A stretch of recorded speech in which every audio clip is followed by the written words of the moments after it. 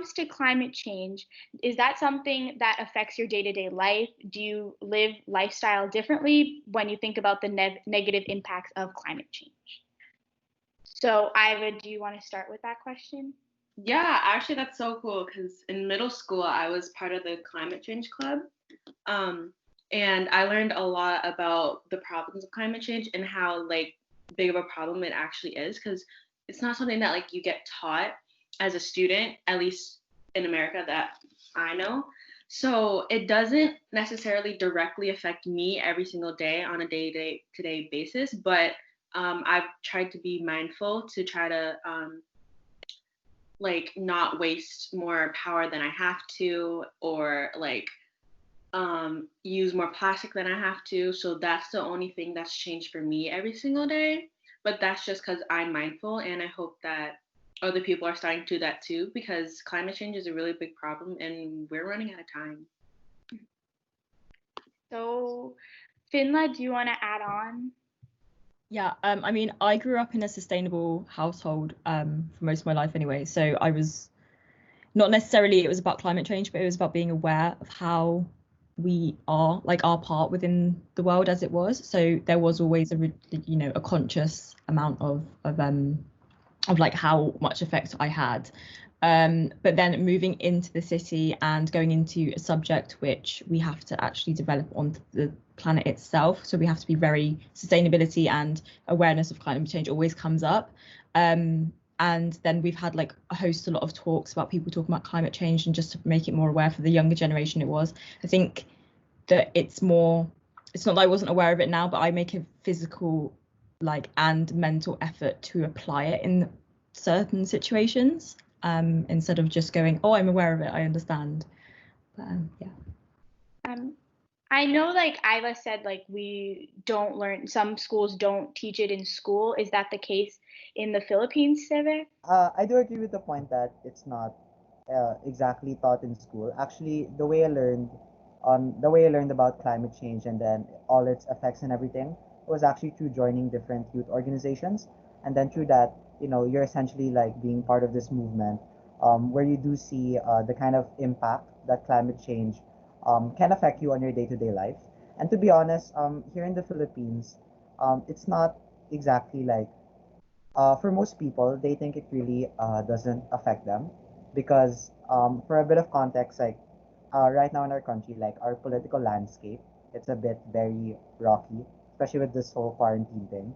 So, like people in their minds, what they're thinking is, oh, I have other problems to think about, or why should I think about climate change? And then I think it really comes into the awareness that these things they actually do affect in the long term. It may not essentially affect you directly day to day, but if we're talking big picture wise, I do think that our generation really play a big part in all of this. Can I add to something that? Yeah. Yeah.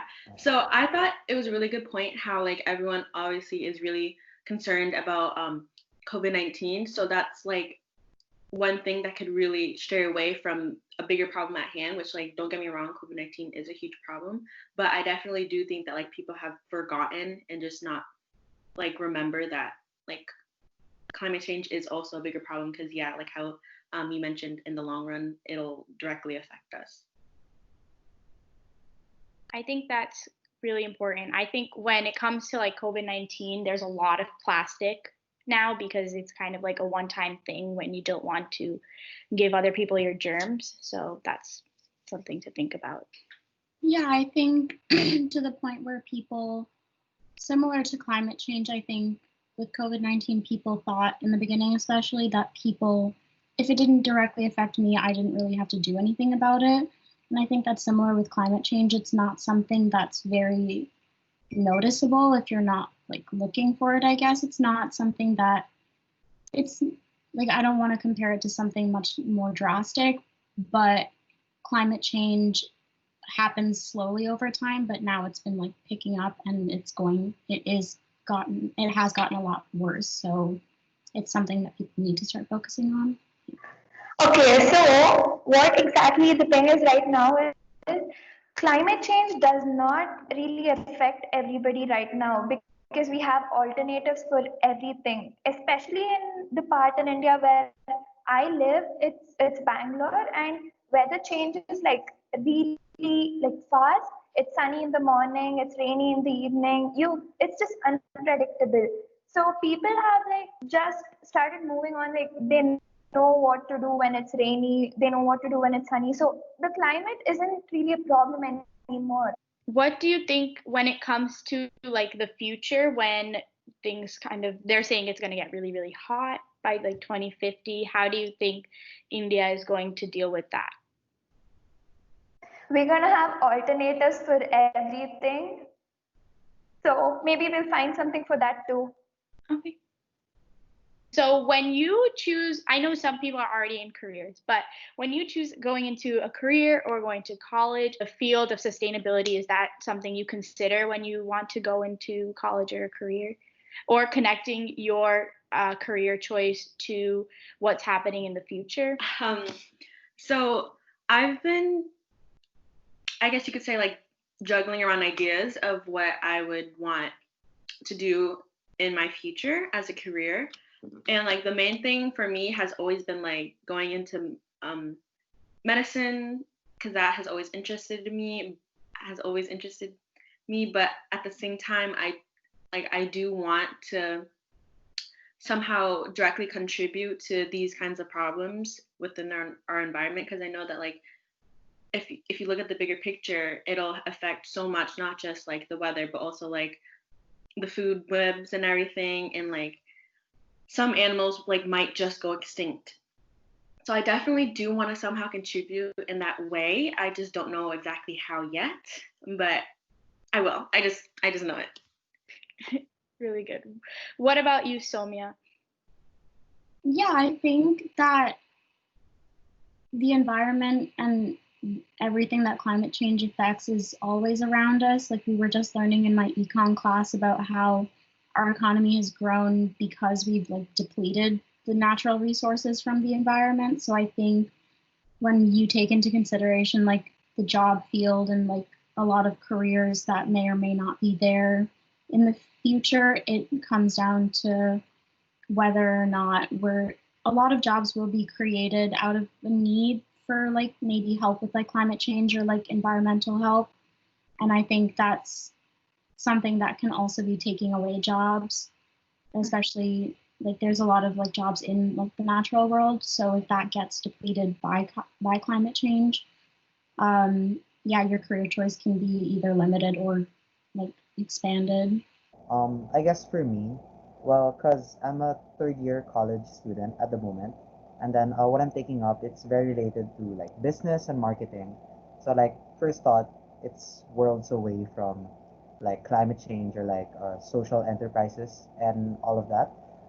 I do like both of the points that were raised a while ago in regards to what will happen if jobs aren't available, because if the planet is dying, then what will people work for at the moment?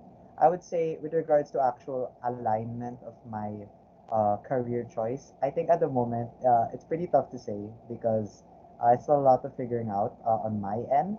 But I do have advocacies that I am passionate about, and for me, climate change, other than affecting the planet, what people should also understand is that climate change, it also affects people, especially those in, for example, like let's say in my area in the Philippines, I know people who are, because they're prone to flooding, and because of climate change, it sort of also destroys their homes or their opportunities. So it's a lot of ripple effects that this simple thing um, can cause. So I guess with regards to jobs in the future, I do would want to sort of align myself with regards to what I can do towards this advocacy and all the other different advocacies that I want to fight for. So yeah. Nice. Makes a lot of sense, I think. So what about you, Finla? You've already finished college, so what are you thinking?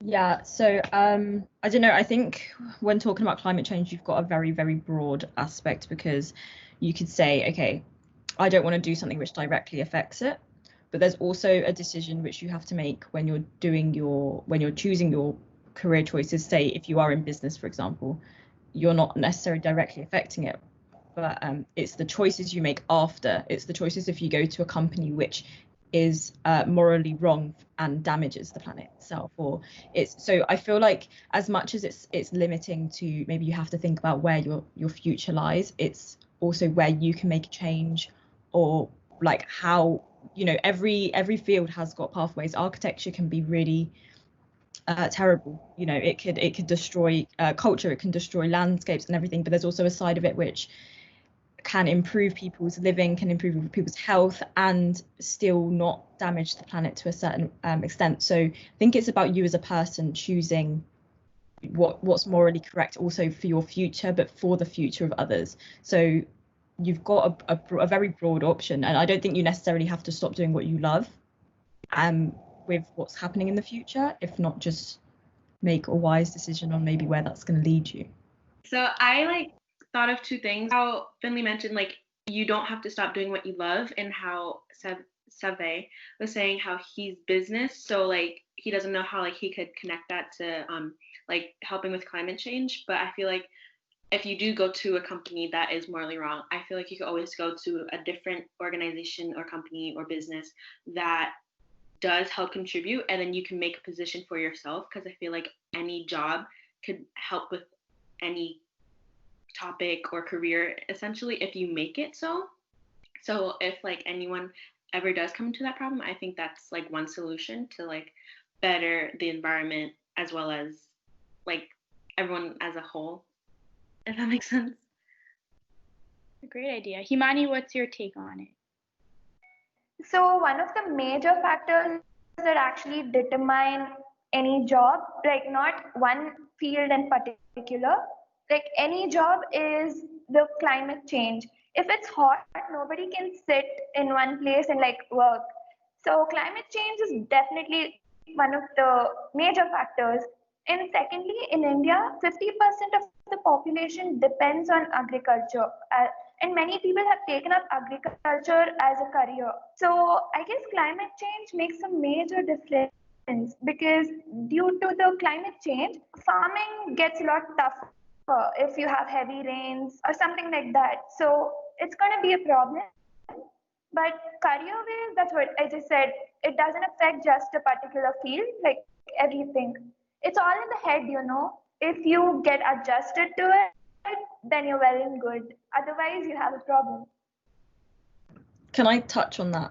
I think also, because obviously we have the Extinction Rebellion, which I'm not sure if that spread to America. I'm not sure. It's basically this, it's like a protest, a big organization which is against, which is for climate change basically, and they've held so many protests, and they held so many really powerful speeches and stuff, and they came to our university and spoke, and I think as much as we talk about climate change as a weather effect, there's every single thing that could happen if it gets a bit hot in one place, or if it rains another, is detrimental to the animals, to the rise, to the cities, to the housing. So as much as it's if it does get hotter, we can maybe adapt to that, or if it gets colder, if it gets rainier, it's if that does happen, there is a chance which, some animals get extinct, which means there's less food, the water levels rise in certain places, which means people have to move out, which means that there's no housing for certain people, and there's a lot of poor people which can't afford to do that, and then they have to relocate. The same as it's the effect that they say, if the polar bears die, there's a rise in seals, and if there's a rise in seals, they eat all the fish, and if they eat all the fish, then the sea's ecosystem dies. So I think we have to think in a broader sense when talking about climate change, because at the moment it's happening and we're still comfortable, but soon it's going to affect our fridges, it's going to affect our electricity, our housing, and then the jobs. And I think that's why we have to be conscious, because we're not feeling it right now because we are comfortable. Yeah, I absolutely agree with that. I think we learned, I don't know the exact number, but it's the average temperature around the world has increased by 1 degree. And so people don't realize how big of a difference that even that 1 degree in change makes on so many ecosystems and how big of an impact that's going to have on their lives, even like now in the future. Like when like a rise in a rise in temperature could mean an increase in like insects, which could be beneficial, but it also can be an increase in like malaria, like what is the malaria count of cases. And so there's so many small things that come from even like the slightest rise in temperature or like rise in sea level that people don't realize now, but they do need to. I think these are great thoughts and something to think about. Connecting to this, I know a lot of political leaders don't even believe in climate change. So when it comes to this, are politics something important to you? Do you keep up with politics as for you and as a generation, what you've seen in your country? So politics is something which I'm really far away from, because politics in India is like, so the government exactly, they're so corrupt, and you cannot tell how they're gonna be. Like, they change, they're just unpredictable. So I'm not like up to date with the politics in India. Oh my God, our politics, like in our country, it's okay. To be honest, it's so bad. Like, bouncing off what Himani was saying. I hope I pronounced that right. Okay, and Yeah. with all right, with how corrupt politics can be. So just recently, I've been catching up with regards to the state of like how our government, how our formal leaders are, because in the past, I would say before COVID, I didn't really, to be honest, I didn't really care that much what was happening with regards to politics because I thought it didn't affect me. But I guess once the whole virus happened, we started to see more of a dark side with regards to how the government sort of treats our people, conducts injustices towards. Just to keep it short, since there is a lot of stuff that's happening in our country. Like for example, we had this recent bill that was passed, which people are protesting on the street about it because it's sort of an anti-terrorism bill. But what it does is that it gives the government so much power with regards to information control towards especially young people, because a lot of people, they like to voice out their concerns or like their thoughts about the state of our country in, for example, social media. And then once you do make a post, let's say in social media, and then you are attacking like one of the formal leaders of our country, they can actually um, create a subpoena for you, and then like they'll actually go to your house, and then they might arrest you or that. So it's a lot of like we're nearing what people are saying is that we're sort of nearing that state of martial law in the Philippines. So yeah, it's pretty bad in the Philippines regards to how our formal leaders are. I would say what gives me personally a lot of hope is that one, in this COVID-19 crisis, I've seen so many people really step up to fight for their rights, fight for what they believe in. I think 2 months ago we had Independence Day in the Philippines, and then so many people voiced out how they're like not celebrating Independence Day. Like people were like, I don't want to celebrate Independence Day because our independence or our freedom, fundamental freedoms, are actually being sort of taken away from us. So yeah, I think right now, with regards to politics, I feel it takes in more of the responsibility of us youth or of our generation to really say what's on our mind. So I'm part of this youth organization. I don't know if you guys have heard of it. It's called ISEC, and then we really advocate for leadership with regards to how the youth should be taking on these different issues. So yeah, that's pretty much for me. Thank you. Iva, do you want to add to that? Yeah, so actually going back to the original question, since I like just recently turned 17, like earlier, about 2 weeks ago now, unfortunately for me, because I wasn't like of the age, I didn't feel the need to really follow politics, like even local or like on a bigger scale, like for the presidential election or anything. And I know like that is wrong, and like I'm trying my best because I am getting closer to the age, but it would have been better for me to understand politics more if I had started a long time ago and at a lower scale, more local.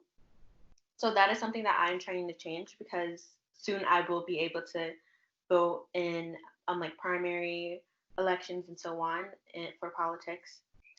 And I think in the future, a lot of Gen Z like us are actually going to go into politics, which would be super cool, because like I feel like it's obvious how a little, maybe not a little, corrupt the U.S. government is right now. And so I feel like with people who are like-minded and have such a strong will for like a really actual change to happen, like everything is gonna probably be better. So that's how like I feel about that. Yeah, I think I'm 19 now, so I can officially vote. And I feel like my situation is very similar. I think I didn't really consider politics as like an area of interest for me until probably a little too late, because I feel like obviously like I was paying attention to the presidential election, but I think not very recently, but like much later did I realize that there were a lot more like I guess like smaller elections that took place that are just as important, especially on the more local level, especially like at the state level, because that's what's going to impact you more directly. And so I feel like politics is something that this generation is definitely going to get into because they have the ability to use social media to voice their opinions, and like yeah, it's definitely something that this generation, I guess, I don't really know how to phrase it, but this generation has, I think, taken a much bigger interest in politics just because they're able to get the news that much faster. And obviously the UK is again different. We've all got our own corruptions here. What I was gonna say, I think it was Ivor said it, like about, you know, maybe having to get into it earlier and everything. I'm 24 years old and I'm still learning so much now. So I really wouldn't feel guilty, because as much as it's really important that we understand it, like I understood politics for politics, you know, they're black and white, like this is what this say and this is what this person says. Whereas now I'm seeing, you know, who's actually in control, who's corrupt, who's the person that we shouldn't be listening to, or, you know, it's, you see things in a different light. So I don't necessarily think that, you know, getting into it necessarily at an early age means you're going to be savvy. You're still learning so much about it. So I don't feel guilty like for not being in touch, because I am still to this day going, oh my god, I didn't realize that. One of the biggest things I think, especially for our generation, is when we had our we voted last year about Christmas time, I think it was. There was, when the results came out the next day, we saw the colour chart of the UK, right? So who voted what, basically. And London, which is very multicultural and very young, had one colour, and then everywhere else had like another colour. And as much as it's like, oh, like, okay, it's just because it's London, it's where the biggest, you know, where everything happens. It's where the youngest generation is. And we were saying one thing, yet we were still overpowered by an older generation who are comfortable, who have settled down, who don't have to worry about necessarily the next future, whereas all of the people who are building their careers have you know, potentially starting families, wanting to buy houses, or having a voice, which is still being compressed by a generation who have got everything they want. So as there's so much corruption in politics, but it's also the demographics that are deciding around. So it is important for us younger generation to get in touch with it, even if just a little bit, enough to just understand what your future could be, because we are being overpowered by other voices, and at the end of the day it's ours, the one that should be important. So yeah, encourage, if you like, get friends and everything to do it, just understand a little bit, or just to take an interest in maybe where they should go in the future if they don't understand it just a little bit.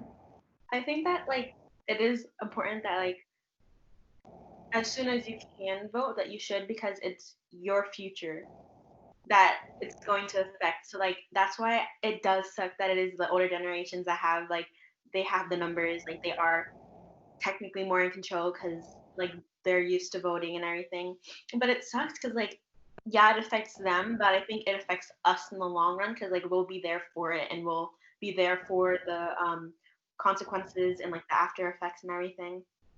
So that's like what sucks. So that's why I really do hope that like more younger generations, like if they can, then they should vote on like being educated as well.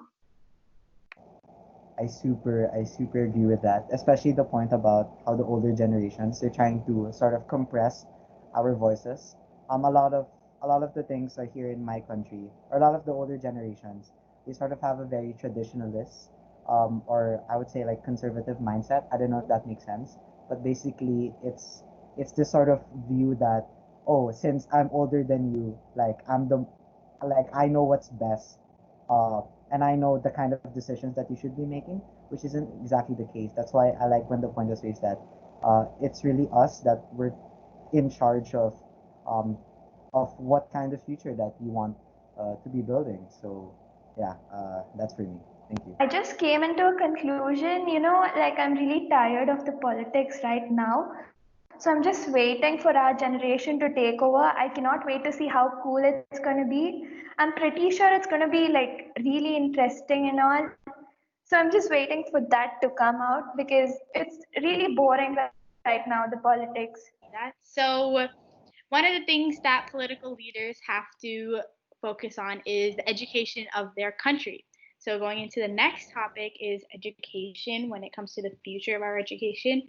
So when you're in school, and you can think back to wherever you've been to school. I know Finla, I think, did some school in Spain also, if I'm not mistaken. Okay, yes. So you can talk about wherever you've been to school, and when you were there, are grades something that mattered to you? And when it comes to the rest of your class, is that something that mattered to them? Did it depend on the person? However you want to take this question. And to what extent did grades, like for the year, or did they really carry that bad grade with them? Yeah, I think that it's been ingrained almost growing up here that grades, especially in high school, made a big difference. I think for me, my high school was like, oh, everyone immediately goes to college after high school. And so I think that was always like, oh, you need to get good grades in high school in order to go to a good college. And so I think grades were something that were always in the back of my mind growing up. And I think I've carried that with me the entire time. But I also do think it does depend on the person, because I do know that not everyone goes to college after high school. And so if that's the case, or if they have other plans, because I know that going and joining the workforce is also a very valid option. And so maybe grades in high school aren't as important to some people, and I think it does depend on the person. Okay, so my take's slightly, I guess, longer because I've gone through a few of the education systems. My main school life was in Spain, which was very academic.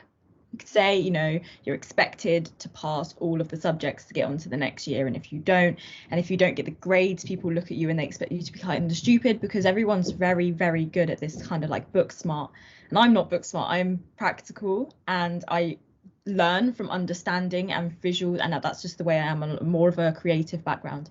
So I didn't like school. I was expected to be really good for a foreign student because I spoke fluent Spanish. They expected me to be able to write properly and do everything, and I was like, well, I can't.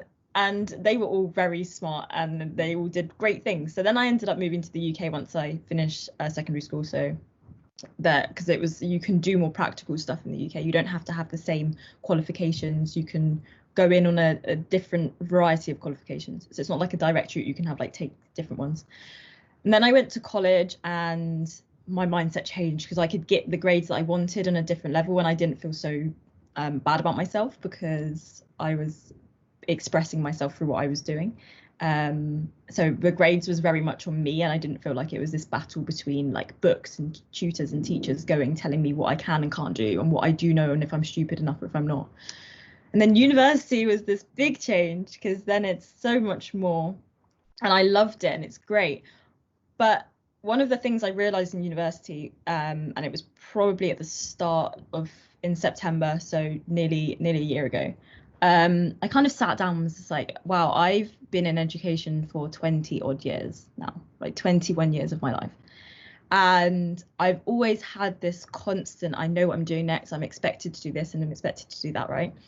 And it annoyed me because I was 23 by that point and I could make my own decisions, but I'm also with friends who were like, I don't know, maybe had just turned 20 and they were making the same decisions as me. I didn't want to be making those decisions at 20 years old. And it's a lot of pressure to make someone decide their future when they're 16. And there isn't enough variety in the or routes for people to go down for them to be able to make changes, because for us, I know America, obviously, it's a lot of money to go into education, and for us it is, but in a different way. So I've just, I'm now, I don't know, £60,000 in debt, which I'm going to start paying off when I get a job, right? And what if I didn't want to do that? And then being a woman as well, I am now potentially going to be having children in the next 6 years.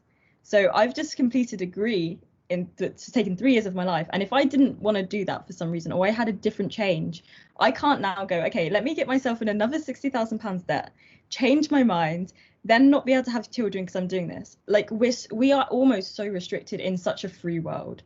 And I think it's important that maybe the system does change, allowing people to go, I don't want to go to university, or I want to be a practical person, or I want to be a book smart person, and still have the options that everyone has, but in different fields. I would actually like to jump off on that because, I think nowadays it is, well, in America, it's more accepted that if you change your major during college, so it could possibly make your time at a university longer, and therefore you'd have to pay more, yada yada, which is unfortunate. But there's also that stigma, oh, you should just stick with this, so then you could get out of college right away, and then you could get a job right away, which is so crazy because you're an adult, and like how Finla said, it's essentially a free world, or the where we live, and yet we're so constricted and confined, and it's just so crazy to me because how does that make any sense? But going back to the original question about grades and everything, I guess I was sort of naturally a good student because I enjoyed learning, I enjoyed reading, I enjoyed talking to other people and building and having challenges to learn, because that's just how I was raised. But then going into high school, it's I obviously grew up, and then I faced harder challenges, not just in school, but on a personal level out of school.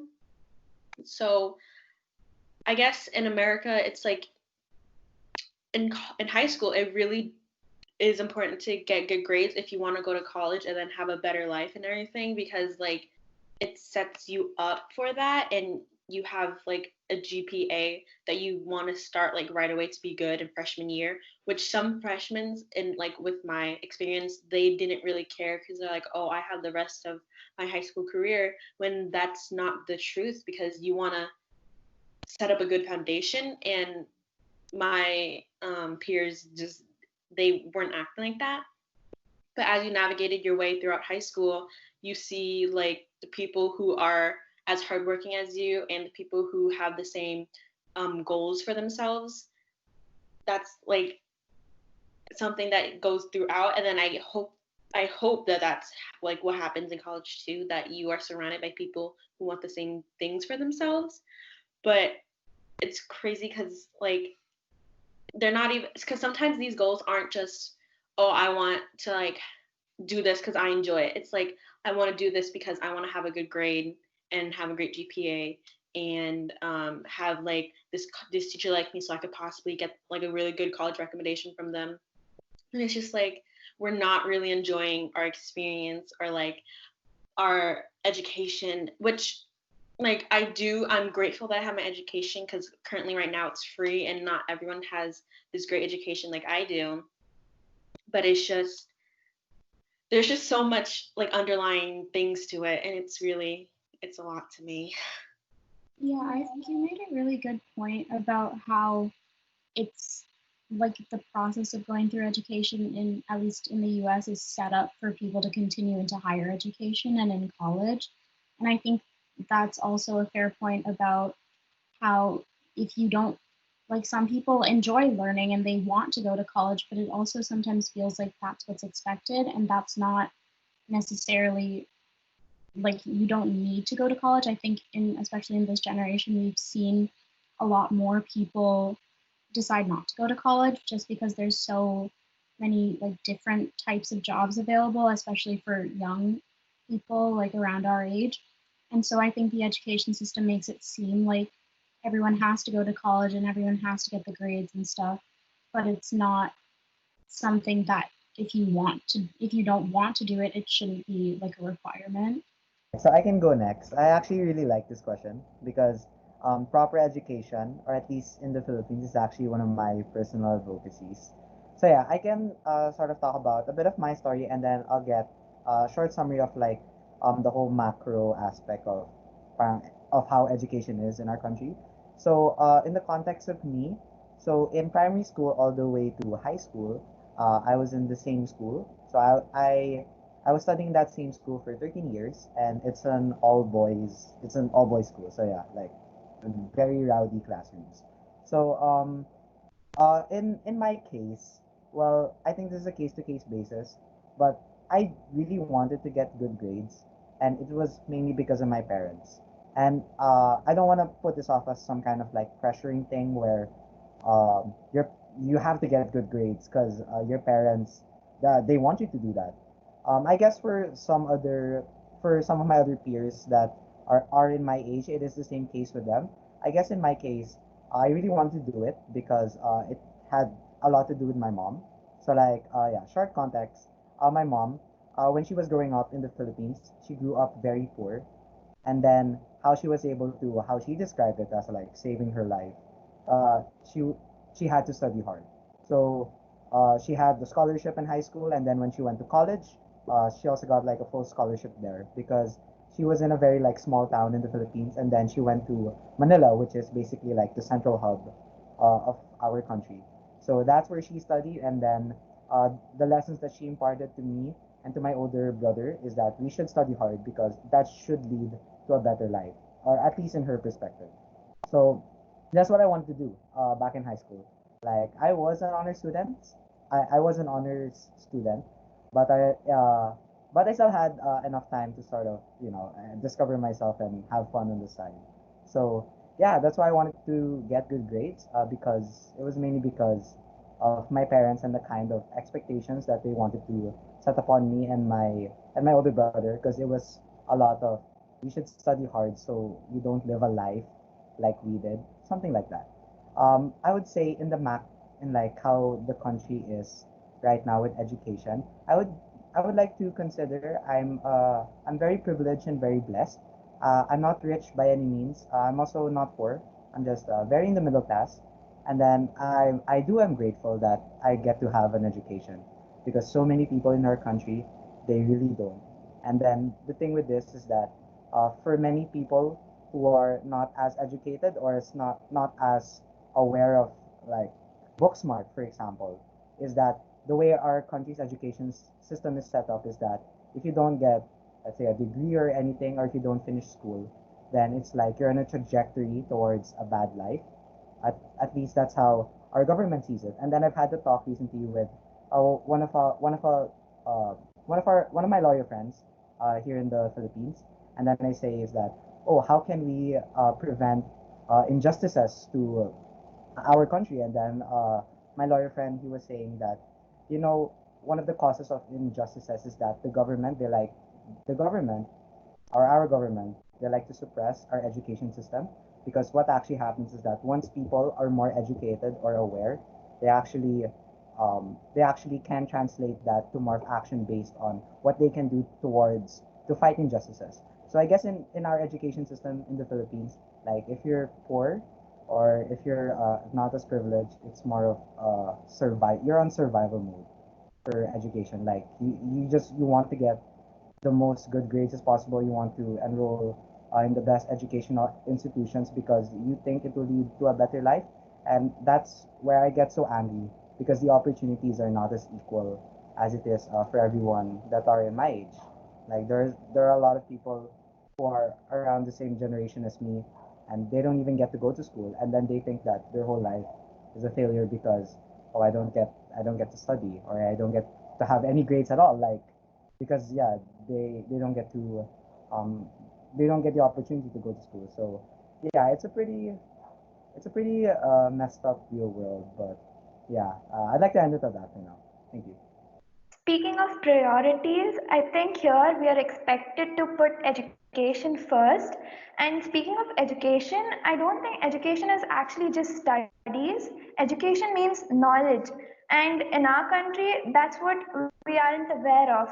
People just think that education means you need to like mug up text from the textbook or something like that. And when you do not study, I mean, when you don't mug up or when you don't like, yeah, when you don't do that, people call you a loser. That's what loser.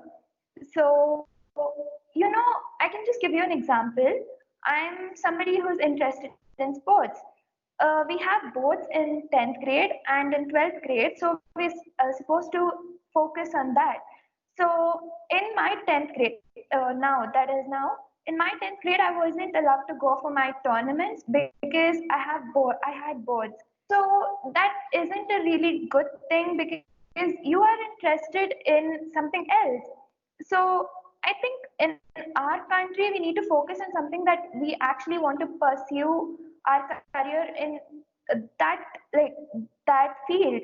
So I really want this system to be changed, and education is really important. That's what I just said. It's unlike studies, knowledge.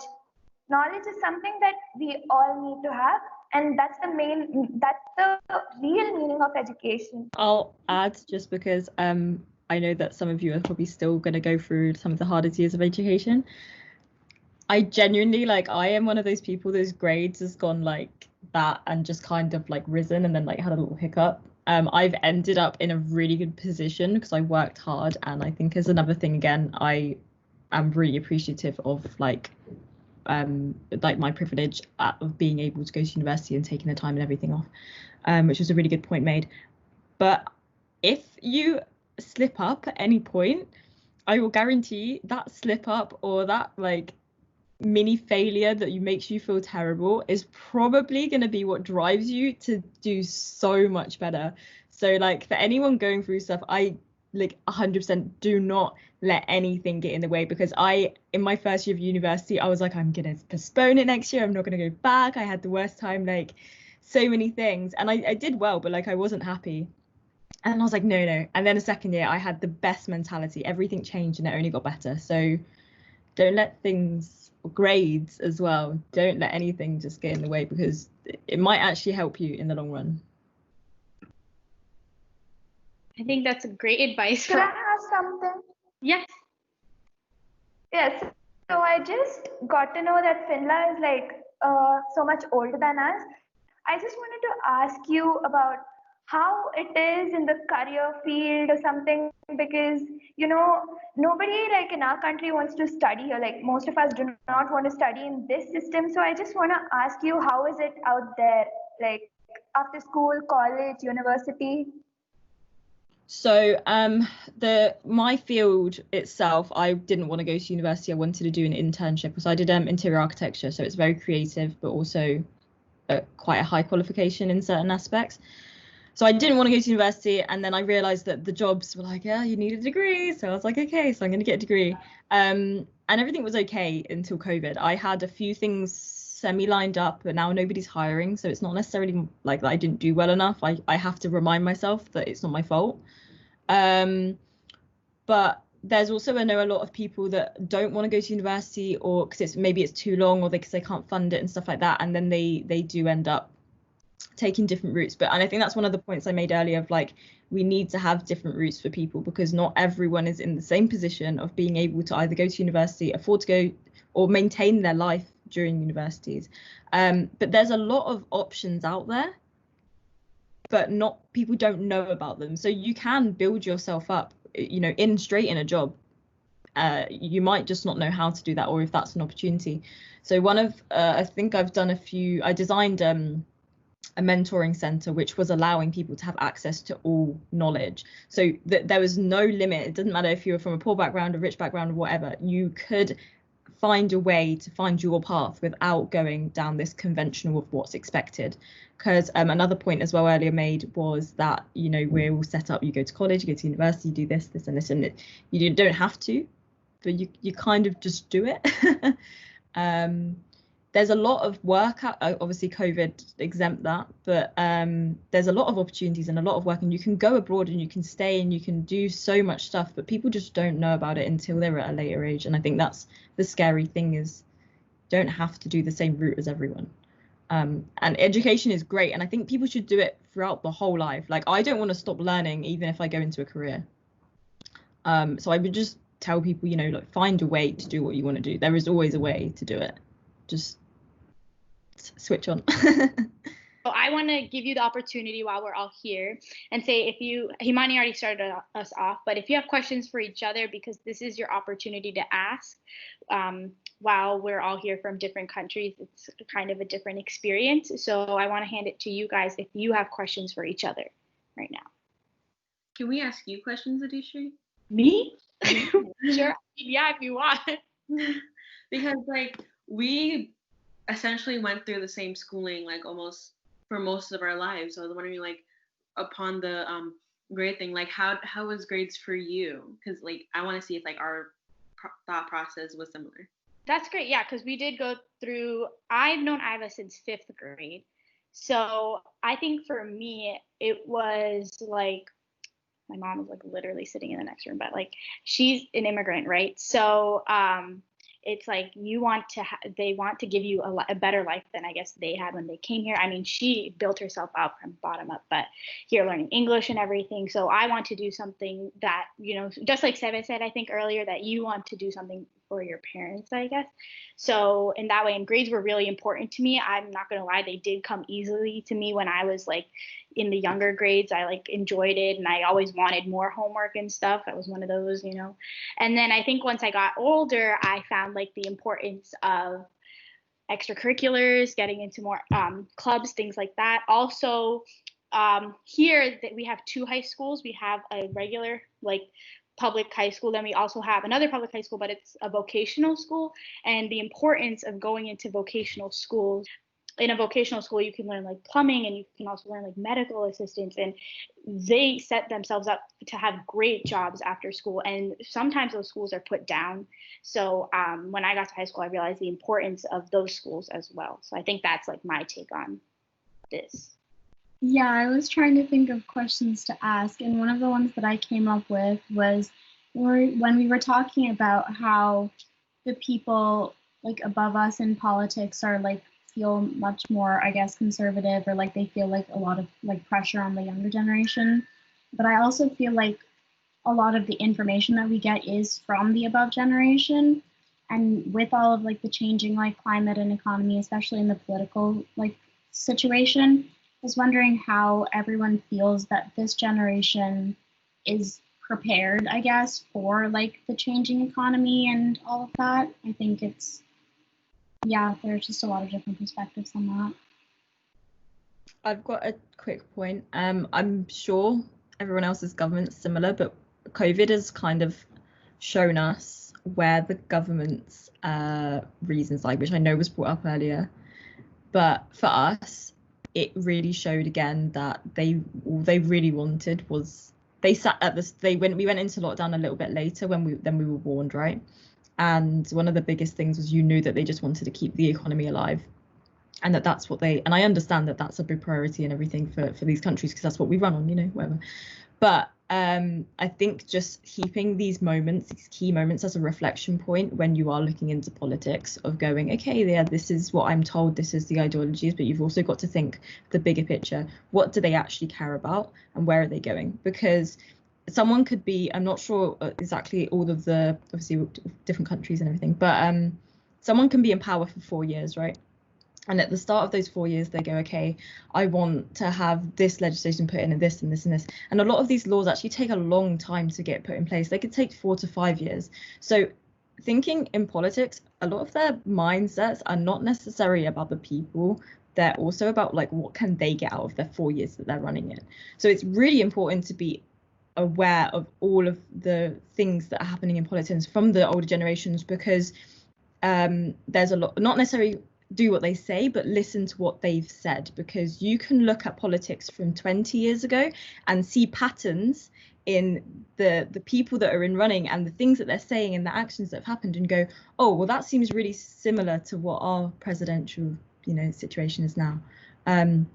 So maybe not discarding the older generation completely, but learning from them and learning what happened when they did vote for certain people, what happened when they were in a certain political situation, or financial or anything like that, because that's what's going to help us understand where we're going, or how we should make our future decisions. One to go off of that, one thing that I know that my school offers is AP US History. So I haven't been a big fan of history, because that's just not like what I'm interested in. Obviously, like I've said before, I'm interested in like science and medicine. So I'm more like over there. But history, I've always found like a snooze fest.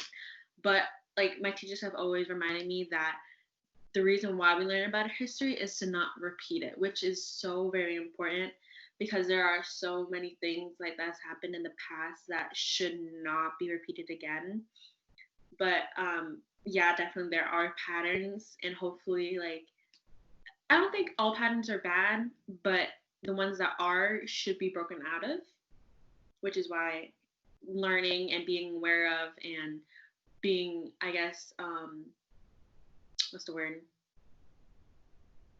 I can't think of the word, but just knowing to hopefully prevent that in the future, to change that in the future, is something that I think everyone should do. I would love to do a part 2, because if you see, I have like all my notes here, and I have a whole nother section that we didn't even get to, but that's great. That's totally fine, because I think we had a really fruitful conversation on everything else we talked to, and I did not want to rush anything. So I really want to thank you for doing this. It's been really great, and I hope you learned something about a different country that you didn't know before, and hopefully this impacts how you make your decisions in the future in a more positive manner. Other than that, I will close it off and say thank you so much once again, and hope you have a great day, night, wherever you are. Thank Thank you. you. Bye. Bye.